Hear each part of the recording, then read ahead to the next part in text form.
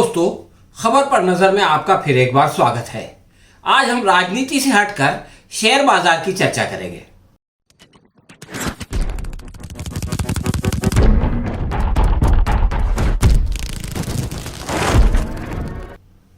दोस्तों, जिस प्रकार मोदी जी और शाह जी की जोड़ी का एक दूसरे से अटूट संबंध है, उसी प्रकार इन दोनों का अंबानी और अडानी के साथ भी गहरा रिश्ता है।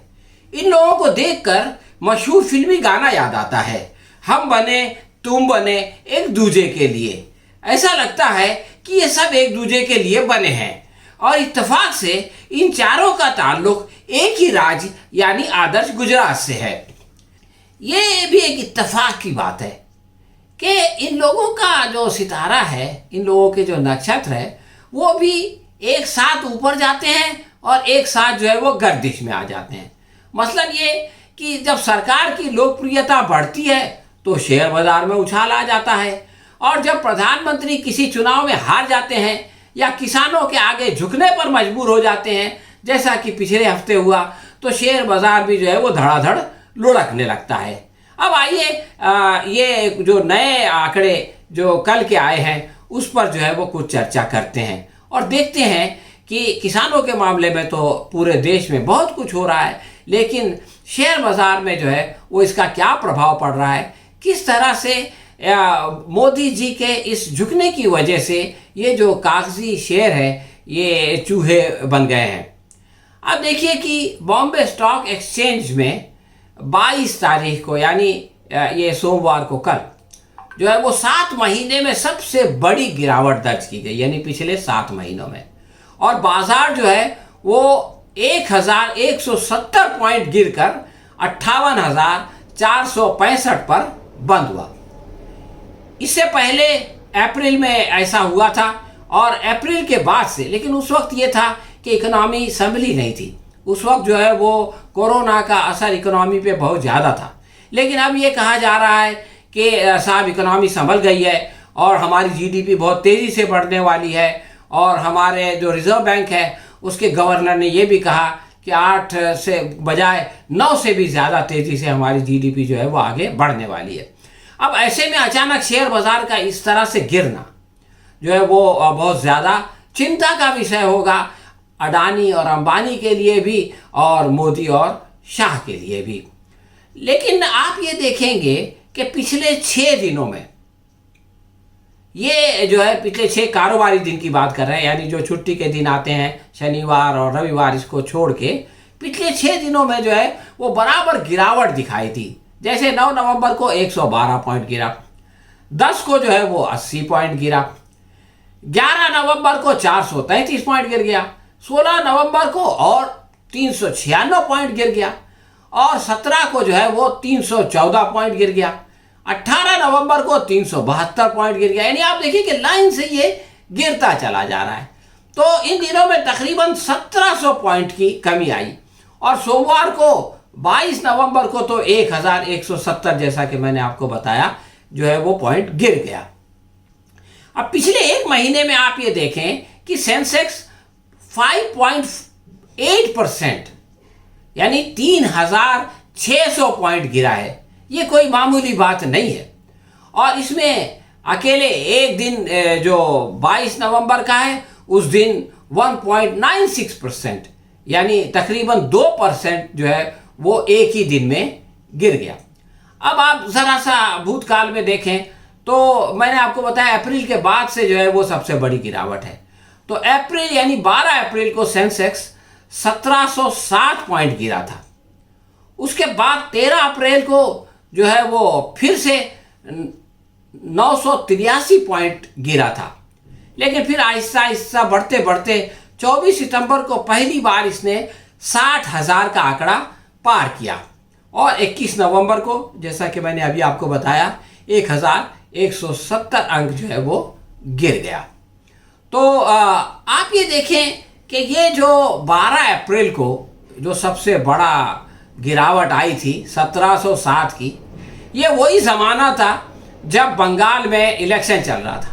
बंगाल में 27 मार्च से 29 अप्रैल तक वोटिंग हुई, और आप सब जानते हैं 2 मई को उसके रिजल्ट आए। यानी ये जो वोटिंग चल रही थी 8 चरणों में, इसके बीचों बीच में सेंसेक्स को पता चल गया, या ये कि इनके सितारे जैसे बीजेपी के सितारे बंगाल में गर्दिश में आए, वैसे ही सेंसेक्स के भी सितारे जो है वो गर्दिश में आए और उसमें एक बहुत बड़ी गिरावट आई। अब आप ये देखें कि 22/11 को बीएसई जो है वो 59, सुबह तो 68 पॉइंट ऊपर खुला। यानी आप समझें कि शनिचर को जो है वो किसान वाली जो है वो अनाउंसमेंट हमारे प्रधानमंत्री ने किया। उसके बाद इतवार को बंद रहा शेयर बाजार। तो इन्होंने सोचा होगा कि ये 2 दिन में जो है इस शॉक से लोग निकल जाएंगे, और मंडे को जब मार्केट खुला तो 68 पॉइंट बढ़ा और 59,788 पे पहुंचा। लेकिन शाम होने तक ये जो है वो घट के 58,465 पे आ गया।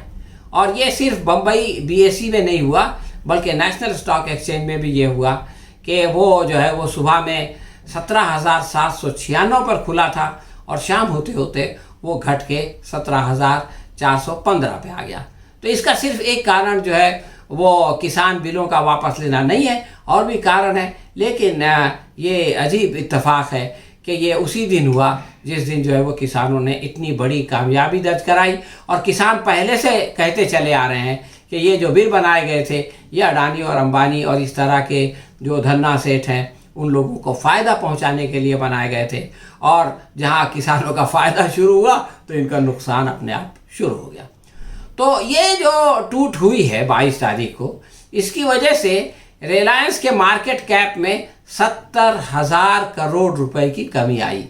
70,000 करोड़ रुपए के बारे में हम सोच भी नहीं सकते, लेकिन एक दिन में उतनी कमी वहाँ पर मुकेश अंबानी साहब के मार्केट कैप में आ गई।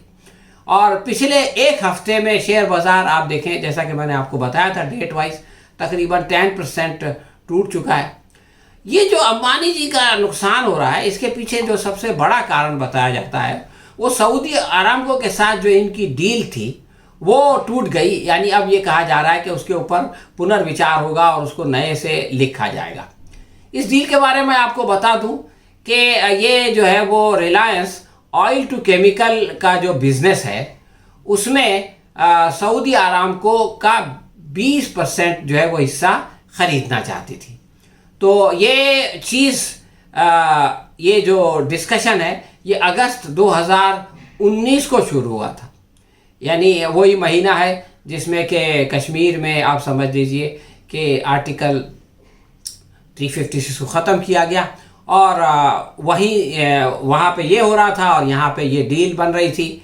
आपको ये भी जान के हैरत होगी कि ये वही महीना है, ये अगस्त का, कि इससे पहले फरवरी में सऊदी के जो प्रिंस हैं वो अब्दुल्ला वो भारत आते हैं, और अक्टूबर में जो है खुद प्रधानमंत्री सऊदी अरब जाते हैं। यानी ये फरवरी और अक्टूबर के बीच में प्रिंस जो है वो अब्दुल्ला का यहाँ आना और प्रधानमंत्री का जाना, इसी बीच जो है इस डील की भी शुरुआत हो गई। ये भी एक इत्तेफाक हो सकता है, इसलिए कि अजीब अजीब इत्तेफाकात आजकल होते रहते हैं। अब आप देखें कि ये जो एक महीना है इसमें क्या हुआ। 18/10 और 22/11 अगर आप ये दोनों की तुलना करें तो आपको पता चलेगा कि जो टाटा ग्रुप है वो 23.69 लाख करोड़ से घट के 21.99 लाख करोड़ पे आया। यानी ये कि 170,000 की गिरावट टाटा ग्रुप को देखनी पड़ी। इसी तरह से HDFC है वो 16.39 लाख करोड़ से घटकर 15.56 पे आ गया। यानी उसको भी जो है वो 83,000 की जो है वो गिरावट का सामना करना पड़ा।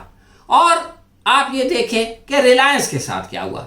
रिलायंस जो है वो 18.50 से घटकर, यानी 18.50 लाख करोड़ से घटकर 15.24 पे आ गया। यानी अब जो है वो तीसरे नंबर पर है, उसके आगे टाटा ग्रुप है और HDFC ग्रुप जो है वो दोनों इसके। इसका कारण यह है कि रिलायंस ग्रुप का इस एक महीने में 326,000 लाख करोड़ जो है वो उसकी गिरावट आई। तो इसके कारण जो है ये मार्केट में उथल पुथल दिखाई दे रही है। अब अगर आप एक महीने पहले का देखें तो भी टाटा ऊपर था, लेकिन दूसरे नंबर पर रिलायंस ग्रुप था, यानी 18.06 पे था 23 के बाद, और HDFC तीसरे नंबर पे था 15.87। और ये जो कंपनी है इस ग्रुप की, टाटा ग्रुप की 29 कंपनियां हैं जो लिस्टेड हैं, रिलायंस की 10 और HDFC की 5। तो आप ये देखें कि जो चेंज आया है वो ये कि रिलायंस जो दूसरे नंबर पे था अभी से एक महीने पहले, वो जो है वो तीसरे नंबर पर सरक गया है, और HDFC जो तीसरे नंबर पर था वो जो है मार्केट कैप के मामले में दूसरे नंबर पर रिलायंस को पीछे छोड़ के आगे आ गया है। अब आप ये देखें कि निवेशकों का क्या होगा। निवेशक जो है वो अंबानी की कमज़ोरी से या नीचे आने से नाराज़ होंगे या खुश होंगे। तो इस सिलसिले में आपको ये देखना पड़ेगा कि जो टाटा नंबर 1 पे था और नंबर 1 पे है, तो उससे जो है वो निवेशकों का कितना फ़ायदा हुआ है। टाटा की जो अनेक कंपनियां हैं उन्होंने अपने निवेशकों को जो है वो डबल से ज़्यादा का फ़ायदा दिया। मतलब टाटा मोटर जो है वो 108%, डबल से 8% ज़्यादा। टाटा जो एलेक्सी में 2.41%, यानी 241%, यानी 2 गुना से 2.5 गुना के आसपास। इसी तरह से टाटा टेली सर्विसेज में तो 448%, यानी 4.5 गुना के आसपास। तो इस तरह से जो टाटा की मशहूर कंपनियां हैं जो लिस्टेड हैं, उनमें आप ये देखेंगे कि इवन नैल्को ने जो है वो 345 गुना, यानी 3.5 गुना, 345%, यानी 3.5 गुना का फ़ायदा दिया है। तो जो टाटा के इन्वेस्टर्स हैं वो तो बहरहाल इससे खुश होंगे, इनको ज़्यादा परेशानी नहीं होगी। लेकिन जिन लोगों ने जो है वो अंबानी के यहाँ लगाया वो तो बहरहाल परेशानी में होंगे, और अडानी तो बहरहाल इस मामले में बहुत नीचे हैं। तो दोस्तों आप ये देखें कि जो कुछ हमारे समाज में हो रहा है, जो कुछ किसानों के साथ हो रहा है, और जो उत्साह का माहौल है, इसके बिल्कुल उल्टा माहौल जो है वो शेयर बाज़ार में हमको दिखाई देता है। और वही माहौल हम ये देखते हैं कि हमारा जो सत्ताधारी पक्ष है उसके साथ भी दिखाई देता है। यानी ये जो बड़े बड़े कैपिटलिस्ट लोग हैं ये परेशान हो रहे हैं, और ये जो रूलर्स हैं ये परेशान हो रहे हैं, किसान खुश हो रहे हैं, और इससे जो है वो आम लोग भी खुश होंगे। तो दोस्तों ये कुछ इकोनॉमी की बातें थी, अर्थशास्त्र की बातें थी। हमेशा हम आपसे राजनीति की बात करते हैं, लेकिन इस बार हमने आपको ये बताया कि भारत की राजनीति में क्या उथल पुथल चल रहा है। हमें उम्मीद है कि आपको हमारा ये प्रोग्राम पसंद आया होगा। अगर आपको पसंद आया है तो आप इसे शेयर करें और लाइक करें, और आपका अगर कोई सुझाव है, कमेंट है, तो वो भी भेजें ताकि हम जो है इसको ज़्यादा से ज़्यादा बेहतर बना सकें। शुक्रिया। हम फिर मिलेंगे किसी नए विषय के साथ, तब तक के लिए आज्ञा दीजिए। धन्यवाद।